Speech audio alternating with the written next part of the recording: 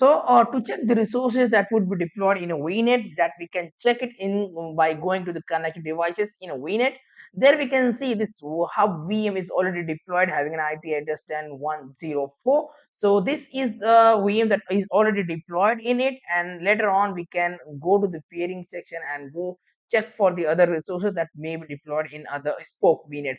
In the connected section, we can see the spoke one is also having one VM deployed, having an IP address 172.16.101.4. All right. So these two virtual machines are available on that. So to establish or get response to establish connectivity and between source and destination, or between the resources in different VNets, we must have to know like whether the resource is available to response on, which means whether the resource is up and running or not. So you can see the resource itself is in running state, and the Israel center is the location where I have deployed, having I deployed a VM having an IP address 172.16.1.4.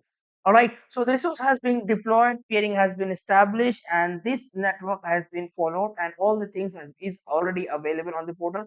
Now, what we need to do, we need to just test the connectivity between the resources that is deployed in a VNet.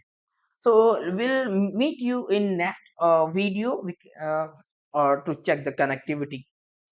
So get information about the connectivity, how we check the connectivity between the resources.